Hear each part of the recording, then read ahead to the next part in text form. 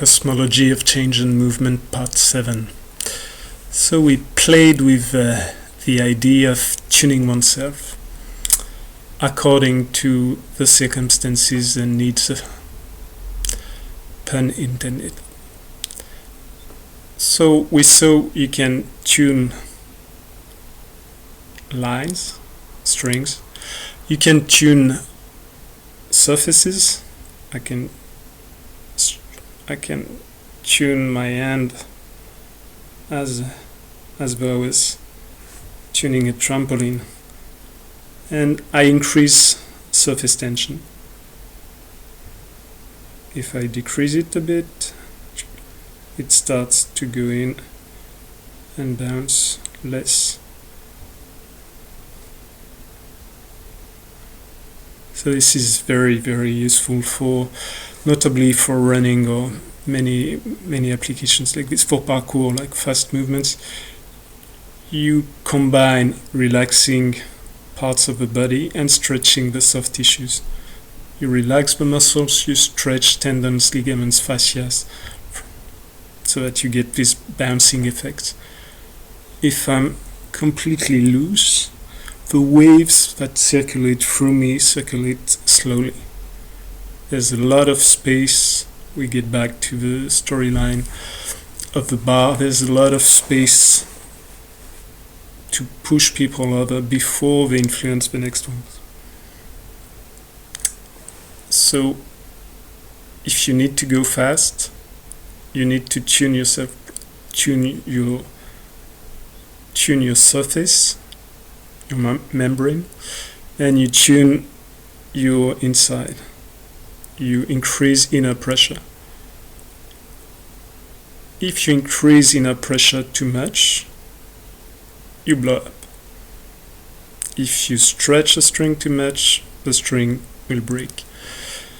If you relax it completely, then it will have no ability to respond to anything.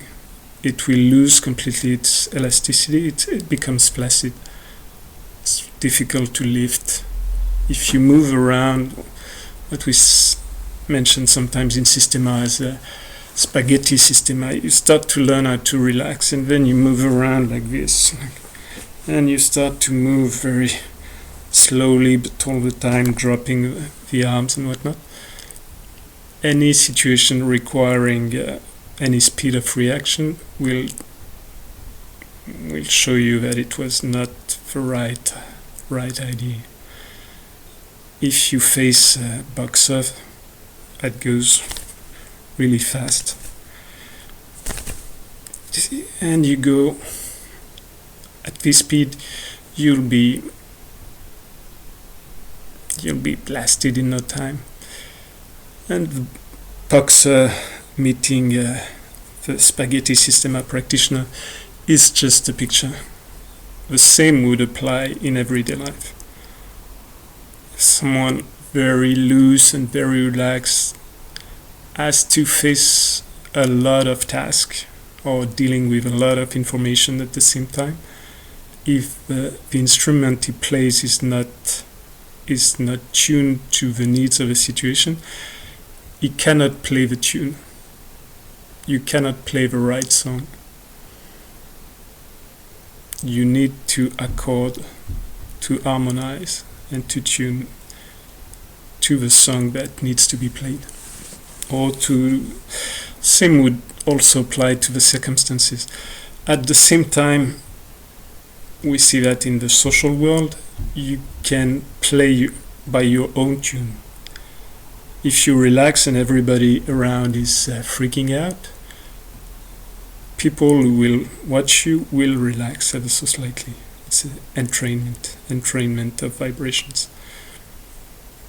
So this tuning aspect is massive. It has, you tune yourself physically, strings, surfaces, volumes. You can tune several layers of surfaces. You can tune your skin, then the layer of fascia, and then like layers and layers in the organs and deeper fascia. And same for volumes. You can tune volumes independently, like balls inside balls inside balls. It's commonly used in internal martial arts. You picture at least 5 layers. And in the internal system as taught by Vladimir Zaykovsky or others, you'd learn to use at least 5 or 6 depth of tissue, getting the feeling of moving from the bone, moving from the bag of flesh around, moving from the fascia, moving from the nerves, and other layers later.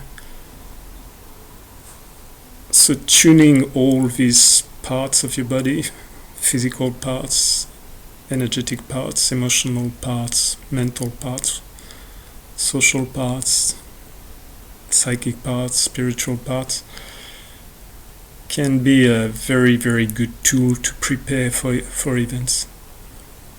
And as mentioned, the analogy of the orchestra, analogy of playing with a band, playing music, is the best you can find to give you an idea of why you're doing it and what you're actually doing. Because you tune your instrument, but later you need to stay in tune, and you need to tune rhythms, to play in rhythm. And same would apply with the color you give to your music. If you play in a very light and joyful way, and what the band is trying to play is a somber march or requiem, it will sound strange. It can be done deliberately so that you get effects, but if it's not done deliberately, then it's not so good. So that's for the tuning part. We'll get back to it later. One simple way of tuning is to play with shapes. You arc a shape, you arc a surface on a frame, and you have what you get when you scrape skin for skinning animals or something of this type. Even if you stretch in a line already, you're tuning a lot. You stretch backwards, you're tuning the front more, but at first you're relaxing the back. So if you do this for resisting forward pressure by arching your chest, puffing out your chest like this will be very strong, but the back will be very weak because it's in a curved shape, curved hollow shape, concave shape. So the shape of the back will be the shape that's suited to receiving, while the shape of the front will be suited to repulsing things. Now, from these ideas, how do you tune a volume? You can play with surface tension. You can stretch all the face. Stretch one way of picturing it in the internal martial arts. You picture cellophane being spread around your body and woven again and then twisted around and making it really tight. Another simpler way of tuning volumes is to use the breath. So the breath is bringing people in the room, in the internal room from outside, the in-breath. The out breath is allowing for people inside to move out the windows or the doors. So you have very simple procedure there. If the volume of air brought in is bigger than the volume of air brought out, the reserve increases. Bring in more people, less people leave the bar fills up. More water brought in the bathtub than water leaking out or going out the drain, the bathtub fills up. Reverse situation, the outflow is stronger than the inflow. The reserve goes down, the bath empties, the bathtub goes, level of water goes down. So now, first procedure would be to control the volume of your breathing, to take less air out than you take in.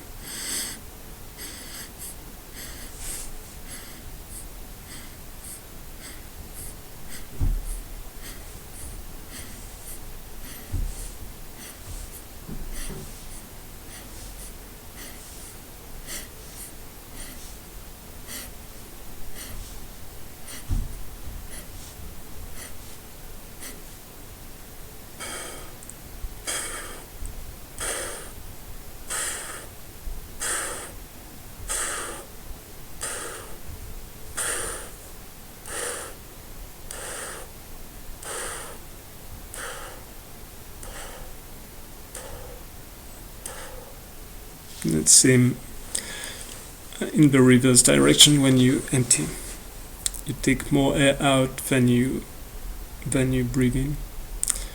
One way you inflate, the other way you deflate.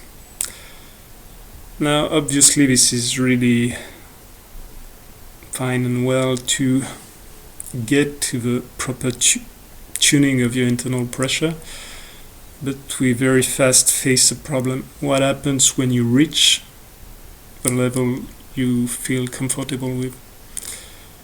So that's when the third use of the breath appears. The breath can be used to fill, to empty, and then it can be used to stabilize. So you go from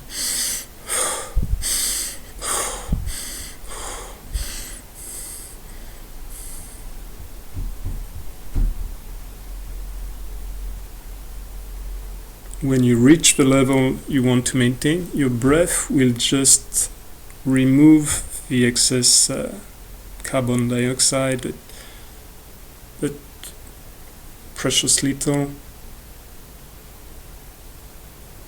and sort of surf around the ideal line of the pressure you want to maintain.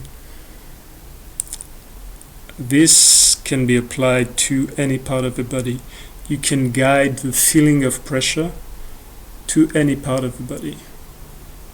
And you have many ways to do it, but the simplest way is when you breathe, you get most of the pressure will go into your chest. And now, from there you can lock it, stretch your chest backwards, and you feel that you created some space. So procedure would go like this. You fill in with fast breathing, like pump-like breathing. Hold the breath. You feel you're full. You cannot bring more people into this room.